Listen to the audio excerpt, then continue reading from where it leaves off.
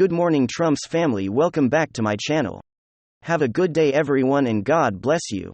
Alright, without further ado, let's get into the news this Sunday morning. And during the latest Twitter file dump, it looks like Elon Musk has once again uncovered the media's collaboration collusion with, of course, the intel agencies, and using bots to try to justify their connections to Russian collusion and Russian amplification of tweets or stories that were in the media. Again, this is totally fabricated by the mainstream media along with the intel agencies, and are we ever going to see any accountability? I don't know. But there is a church-style panel that has been assembled in the House of Representatives by Jim Jordan and other Republicans to get to the bottom of the weaponization of our intelligence agencies against your free speech in this country. And it's way that has worked its way to shift elections one way or the other. And they've been involved in all of this from the very beginning. So this story coming to us from the Post-Malt Millennial over here. It says this Russian bot remembers that, remember? I can go back a few. It really got fueled back in like 2017-2018 with Russian bots. Russian bots are amplifying or trying to drive to new stories, right? Absolutely. Russian bots are supporting what Trump is saying. And of course, this was a lie, says the breaking Russian bot tracker, which is called Hamilton 68. It was an AI program developed by Twitter to track Russian bots, right? So the Russia bot tracker implicated 644 accounts because disinformation was a scam. This is coming from the Twitter files that were just released yesterday. Hamilton 68, which claimed to be a new tool to track Russian disinformation on Twitter, was nothing more than a scam used to implicate the accounts of regular people who had opinions that the Democrat left and their complicit partners in the media didn't like, and the latest Twitter files. Dropped by Matt Habibi. On Friday, it was revealed that Hamilton 68 was a scam instead of tracking Russian influence American attitudes. Hamilton 68 simply collected a handful of mostly real, mostly American accounts, and described their organic conversations as Russian scheming. TV wrote, Hamilton 68 created a list of 644 Twitter accounts that they claim could directly attribute to the Russian, Chinese, or Iranian governments or to various news and information channels. They said they would not provide the list outright because that would give these governments a chance to take the accounts down and create new ones to fill that space. The only issue that these accounts were in most cases, not bots but actually people who disagreed with a going Democrat leftist narrative, and Twitter knew it to tap. BB provided emails showing that Twitter knew that much of what Hamilton 68 provided was inaccurate. And the Twitter executives, like Roth, did not feel that they could go after Hamilton 68, which is under the Alliance for Securing Democracy in his house at the German Marshall Fund of the United States. They claimed that the purpose of this development was to develop comprehensive strategies to defend against and raise the costs of autocratic efforts to undermine and interfere in democratic institutions. Hamilton 60 Days was sourced in countless articles of mainstream press as evidence of Russian bot problem on social media. Hamilton 68 was used to source the assertion of Russian influence in the astonishing array of news stories supporting Brett Kavanaugh or Devin Nunes's memo about the Parkland shooting, manipulation of black voters, and attacks on the Mueller investigation. These stories rage fear in the population, and the most insidious of all were used to smear people like Tulsi Gabbard as assets and drum up sympathy for political causes like Joe Biden's campaign by describing critics as Russian-aligned. The only issue is that what Hamilton 68 declared about Russian descent default disinformation bots, which was used as evidence by countless media outlets as proof of Russian meddling, was a lie.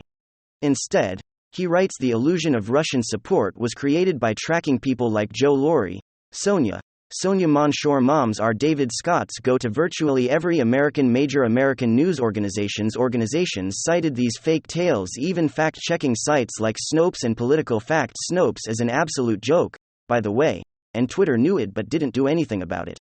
You'll rock the head of the Twitter and Trust and Safety found Hamilton's 68 contention that anyone who would disagree with the ongoing narrative would be condescending. Hamilton 68 was a computerized dashboard designed to be used by reporters and academics to measure Russian disinformation.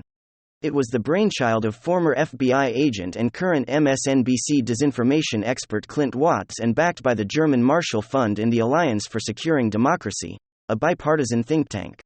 That latter advisory panel includes a former CIA chief, Michael Morell, a former ambassador to Russia, Michael McFaul, and a former Hillary for America chair, John Podesta, and one-time Weekly Standard editor Bill Kristol.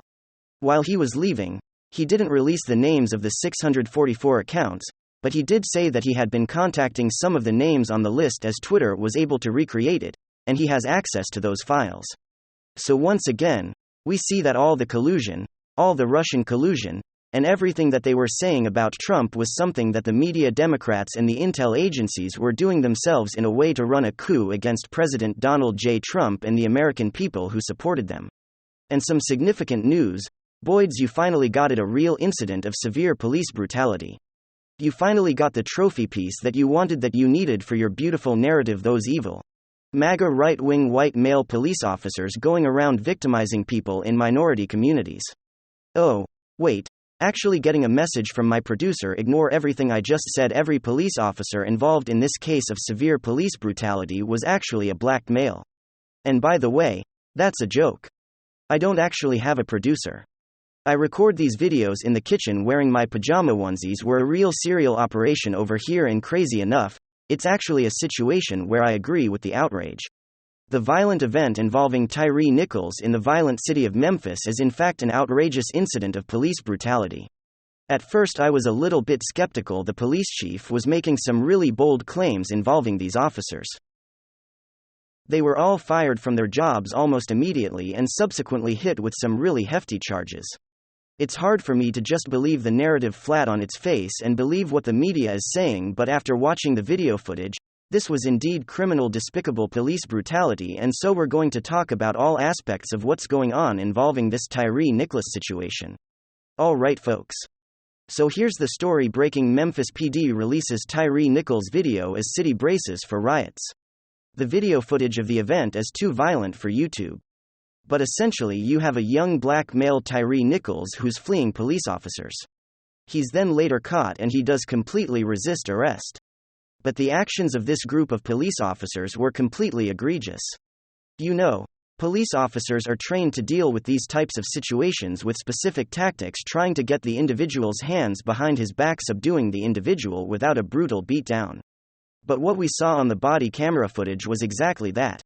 A brutal, aggressive beatdown from multiple police officers, kicking him while he was on the floor, slaps, punches, beating him with the police baton. It was brutal, it was indefensible. It wasn't just an individual resisting arrest and being handled with appropriate force, it went way beyond that. And if you're looking at the video footage, honestly, there's no other way to describe it. Or there's no other conclusion that you could get to. It was an unjustified, brutal beatdown, and the individual Tyre Nichols passed away 3 or 4 days after the incident. It's a horrible situation, and all those involved should be totally condemned and face legal prosecution. And here's where I get a little bit confused, because already protests have sprung up across the nation like this, which is happening as I'm recording this video in Times Square. If we read one of the signs, it says "Justice for Tyre Nichols, jailed killer cops." Well, yeah, of course. That's what leftwards are currently protesting. But I'm kind of confused by that protest slogan, because every single individual involved in this case has already been charged quite heavily. Is police brutality a bad thing? Yes. In the most egregious of examples, is it being dealt with? Yeah, it seems as though that's the case. So I'm a little bit confused as to what left Boyds want at this point. It seems what they really want is just another excuse to riot, because of course already the events that I showed you in New York have turned violent and into a riot. Here's a scene of an individual smashing a cop car. Here's another individual.